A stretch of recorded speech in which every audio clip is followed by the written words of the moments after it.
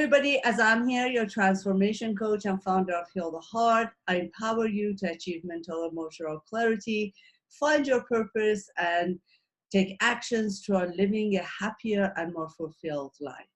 We are here at one of our Bits of Inspiration series where women come together to share their stories and to inspire and empower other women to live a happier life. Today we are joined by Patty Handy. Welcome, Patty. Hello, thank you for having me. Thank you. She is a mortgage advisor, an author, and an executive coach. She's here to tell us or share her stories about healing, specifically after divorce, and how she was able to bring back hope and happiness into her life through the simple but very difficult act of forgiveness. Welcome, Patty. Thank you. And really appreciate you coming and talking to us and sharing your story.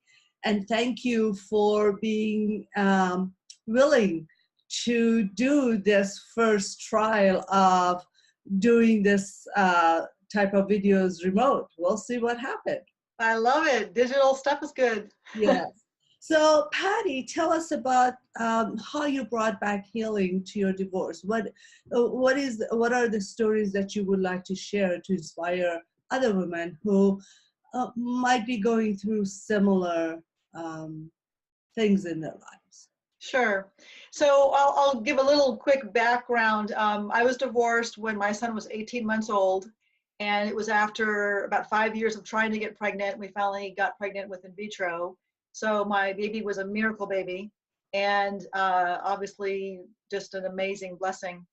And at 18 months, we went through the divorce, which was very shocking to me. I was somewhat blindsided. Although looking back now, I did see signs, but I didn't necessarily pay attention to them. Yeah, isn't that interesting that how we kind of decide not to see or choose to see what we are hoping to see? Yeah. Yeah. One of the greatest lessons in that is now that I'm many years out of it, to listen to that intuition, listen to that inner voice, because that inner voice was speaking, but it was very, very quiet. Mm-hmm. And I was living in a lot of more fear-based. I was afraid of, losing him, afraid of loss, afraid of the breakup, afraid of my son not having a dad. I mean, all those things that were subconsciously kind of played in my head, but I didn't face it to think, oh my gosh, something is, terribly wrong here. So with that, there was, you speak of hope and healing and forgiveness. It's a very slow process. As much as I wanted it to speed up, it took a process. And the only way really to that other side is going through it. And I feel like the more pain and the more angst that I had, the more growth I had, and the more transformation that I had. Mm-hmm. When I was freshly out of my divorce, I went to a therapist, and she said something very simple yet profound. And that was that an emotional wound is very similar to a physical wound. If I was in an accident of some kind and I blew my leg out, okay, all my bones are broken, what that looks like, the pain is unbelievable. And if you were just to throw duct tape around your leg and try to run again, obviously you weren't going to be healing well, and you weren't doing yourself any favors.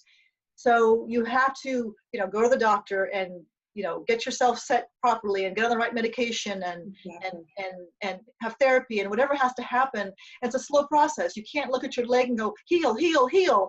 It's going to take a process. So much like that, an emotional wound, self-care is huge. Mm-hmm. Taking care of yourself and making sure that you are celebrating your little wins and being patient. And that helped me kind of put things into perspective, because I wasn't like, oh my gosh, I got to feel better now. I'm just so frustrated with feeling so sad all the time. And so that just mental peace kind of helped me go, okay, you know what, just be patient and take care of myself. I'm getting through this. And little by little by little, it was a transformation. But then I would look back a year later and go, wow, I'm a real different person. I am feeling so much better. What happens, you made a comparison between the physical pain and the emotional pain. It is very amazing to me that we go and take care of the physical pain very quickly because it is, it is uncomfortable. We answer that. We are willing to accept that. But for emotional pain, even though it can become even more painful and uncomfortable and have more negative impact on our lives, we decide for some reason not to attend to it and just kind of keep pushing it away and pushing it under the rug. And yourself that if we don't deal with that, if we don't attend to that pain, it will come up. And every time it comes up, it gets bigger and bigger and more difficult to deal with because now it is an old wound that we need to dig through and Right. get to the core of it. Right. To your point about the physical and taking care of ourselves physically, I think it's because when we have a physical issue, we know what to do. We can go to the doctor, we can take medication, we can, rest, we can sleep, whatever it is, we have a path of what to do. Mm-hmm. Oftentimes with an emotional pain, we don't know what to do. We're just like, oh my gosh, this is just, I don't know what to do with myself. And you lose all your senses. I remember the very dark, scary place I was in. Mm-hmm. You kind of lose your common sense. You lose the direction. So a lot of us, I think, don't know what to do when we're in that place of just horrible emotional pain. And I remember laying there going, I would take any physical pain right now, any physical pain over what I'm feeling emotionally. I remember laying there specifically saying that to myself because it was so painful, but I didn't know what to do. I was just like, oh, it was horrible. And especially if you're a strong woman, you get, when you are dealing with that darkness, with that, sense, it's like there is a sense of shame because I remember I was feeling ashamed. I was feeling out of control and I didn't want anybody else to know what I was going through. And, I'm not talking about being divorced, but I'm talking about being in that dark hole and that emotional pain. So I think that also has something to do with it. Do you think? Yeah, I would think it would depend on the circumstance. I was dealing with fear. I was dealing with trying to forgive. I was dealing with having this baby I mean, there were so many factors going on. Me personally, I'm not sure if it would be, I felt shameful. I think there were so many emotions that were flying. I would have a hard time identifying which one of them. Mm-hmm. But there was just so much going on. It was just a culmination of crap that's happening in your world. But again, it's, taking bite-sized pieces. It's about self-care. It's about being patient with yourself. And like you said, you can't just wish a physical ailment to heal quickly. You've got to go through that process. And much like my example, you can't throw duct tape around a blown up leg and expect it to heal and be good. Yeah. So how are you able to forgive? Forgiveness was an interesting experience and an interesting process. And you absolutely positively must get through a process of forgiveness to really release yourself.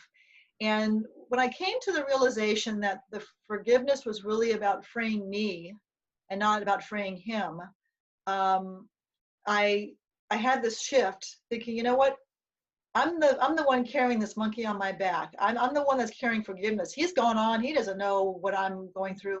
I'm still giving him my power. I'm still giving him my energy by not forgiving him. Mm-hmm. And then I kind of went through that and I thought, okay, I deserve to be happy. I deserve to have a full, joyful life, to be fulfilled and to truly embrace and love my time with my son. And every day that I was holding on to that anger and the forgiveness or lack of forgiveness. It was like me holding on to a hot potato or a hot coal that he handed me, and I'm still holding on to it. So whose fault is that? He's gone. Yeah. He's not feeling it. I'm the one holding on to the hot potato. Well, who's the person that's not, it was my fault. Yeah, I'm the one that was suffering. So I kind of went through that process, which again, it was slow. It wasn't like I woke up one day and went, oh, I forgive you. You know, it was again a process. But then I got to a point where I started to feel sorry for him. That's a mouthful. And then I thought, gosh, I feel bad that he will never be able to truly experience true joy and true fulfillment because of some of the things, and without getting into detail, I just came to a place of feeling sorry for him. And then I thought, you know what, I forgive his being, the God creation that he is. I don't forgive the behavior, Exactly.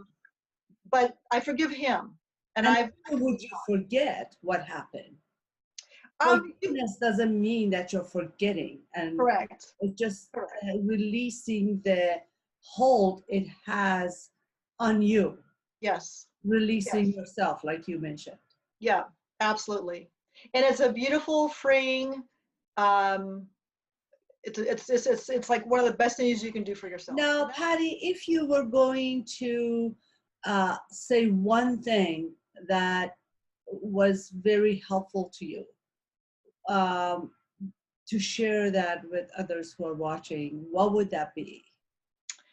You know, it's hard to say one thing because there was just a culmination of a lot of little things. I would say to stay in a place of knowing that this path you're going on is temporary. It's a I won't say it's a small bump in the road because it's not. It's a big I won't say the bad word. it's a big boulder that you're crawling over, Mount Everest for lack of better words. So I'm not minimizing it. Having gone through it, I can attest to that. But just know that this is going to pass, and that when you get through this, and your only way again to the end is through it. I kind of equate it to like giving birth to yourself. When a baby's coming through the birth canal, it's dark, it's painful, you don't know where you're going, you don't know what's the other side, you have no clue, but then you're born and life is beautiful. So when you get to the other side, when you're born, then you realize what a beautiful life we have. We are blessed. I mean, I am so blessed and so joyful and fulfilled, and I truly feel like I'm a very different person than I was, years ago. And I mean, thank goodness, if we're not growing, we're dying, right? So that's important. But give yourself a break, be gentle with yourself, lean on your friends and family, take good care of you physically, get some exercise, put good food in your body, take vitamins. I mean, just do things that feeds your body physically. Take time to pray, meditate, go out with friends, just things like that just feed your heart and soul. Because the better you are, the better mom you could be if you're a mom, daughter, parent, aunt, whatever. So those are it's not one thing. You asked me for one thing. That's a lot of little things. That's actually perfect. Thank you so much, Patty. I really appreciate you coming over and sharing your story. And I would like to put it out there for others who have stories and are ready and willing to share in order to help and empower and inspire other women. Please contact me at Aazam Irilian at healtheheart.com and let's chat a bit. Thank you, Patty. I'll talk to you soon. And thank you, everybody, for watching. Take care. Bye-bye.